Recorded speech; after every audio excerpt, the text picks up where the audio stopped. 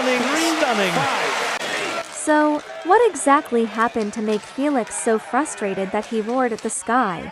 Then it was his opponent Moregard's turn to raise his hands in such helplessness and argue with the referee. This showdown between the two European prodigy players was truly full of unexpected twists, and the referee's last-minute controversial calls only added more drama and uncertainty to this highly anticipated showdown. On one side was Möregårdh, the rhythm master from Sweden. On the other was Felix Lebrun, the straight racket genius hailing from France. In the end, who would claim victory in this match? 5.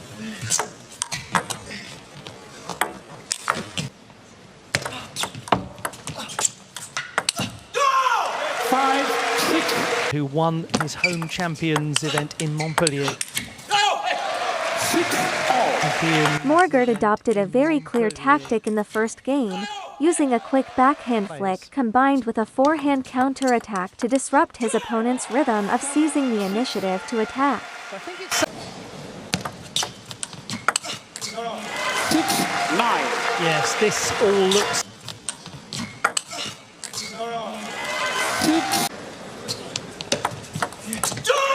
10-7.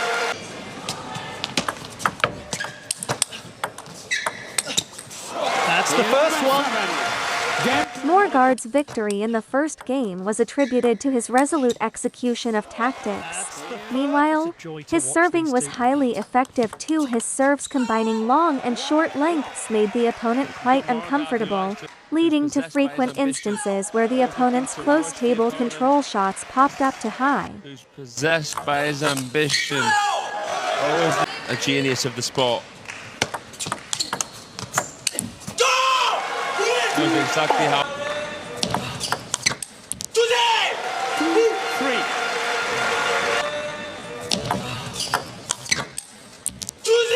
Montpellier, when he achieved that incredible success at the champions, but this is tough. Moregårdh continued to play smoothly in the second game without encountering any difficulties. His surprise long serves directly disrupted the opponent's positioning, and he also focused on using wide-angle shots to pin down the opponent during the rally phase. The unfavorable situation on the court, coupled with his dissatisfaction with his own form, finally made Félix lose his temper after an offensive error. His outburst of anger and roar came as a great surprise to the on-site audience. However, since he is still a young player, his unstable mentality is understandable after all.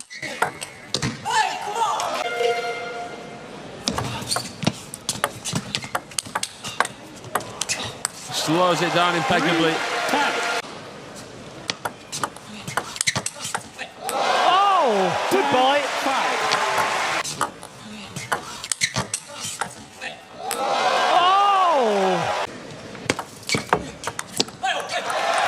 Now, it's really... Moregårdh had a firm grip on the rhythm of the game in the second set, fully demonstrating his technical strengths.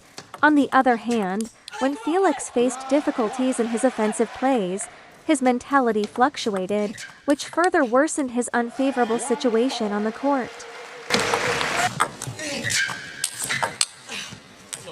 Just keep doing what you're doing? Or is it more nuanced than that?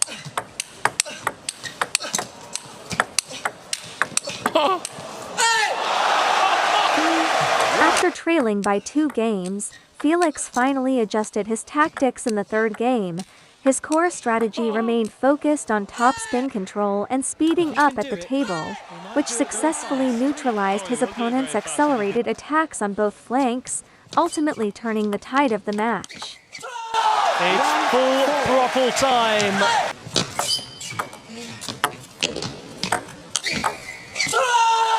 He has to try and shake and stir Moregårdh. 5-1. Well.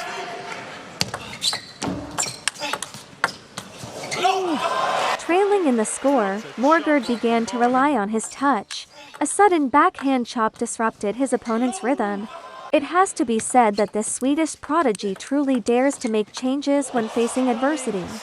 Stunning. On this very point, Moregard's serve was directly called a fault by the referee. Moregard appeared extremely confused by this call and approached the referee to argue, bringing the match to a temporary halt. The referee ruled that the height of Moregard's ball toss did not meet the 16-centimeter requirement.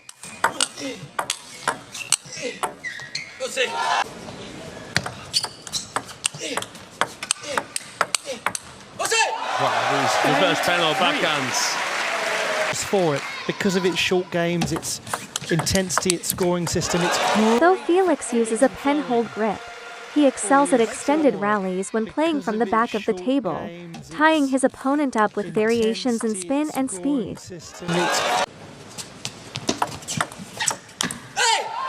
9-5. In the third game, Felix successfully pulled one back with a score of 11-5, thanks to his versatile tactics and serves. However, he still trailed 1-2 in terms of game counting.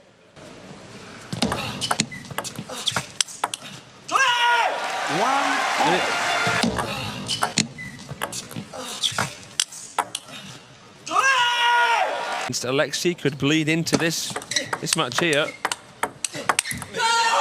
Well, I think there are a lot of people. The crucial fourth game became the focal point of the match. Felix continued with the tactical approach he used in the third game, while Moregard adjusted quickly after losing the previous game, showing a notable increase in speed during the first 3 strokes. It was very interesting. Yeah.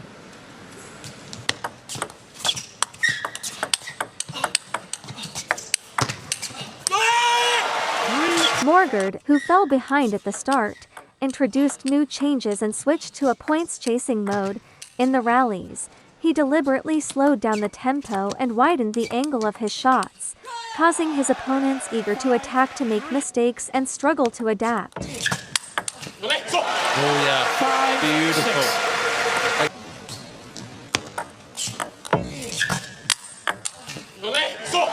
Oh yeah. To get this one.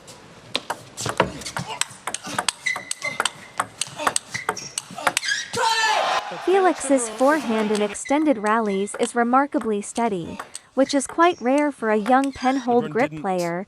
In particular, his spin has successfully restricted his opponent's powerful counterattacks. Great brush up from Möregårdh.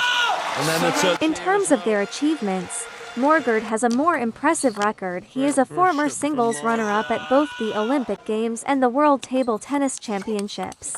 Felix, however, holds an advantage in age. Born in 2006, he is extremely young and has ample room for growth in the future. Now he leads.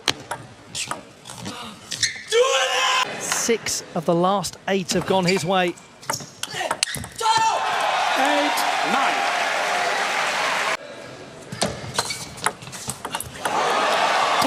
When it came to changes in crucial points, Moregard still performed more maturely and brilliantly. A sudden control shot with intense spin caused Felix to make a mistake.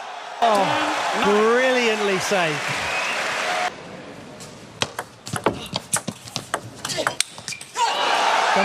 Felix's forehand accelerated attack after a control shot helped him save the second match point.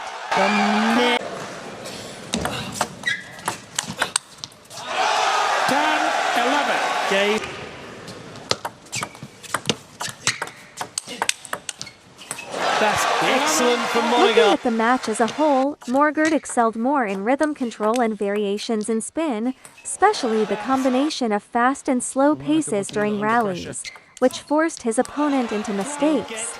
Felix's fast-paced attacks in the first 3 strokes were equally noteworthy, yet he lacked a certain ability to adjust when facing his opponent's changes.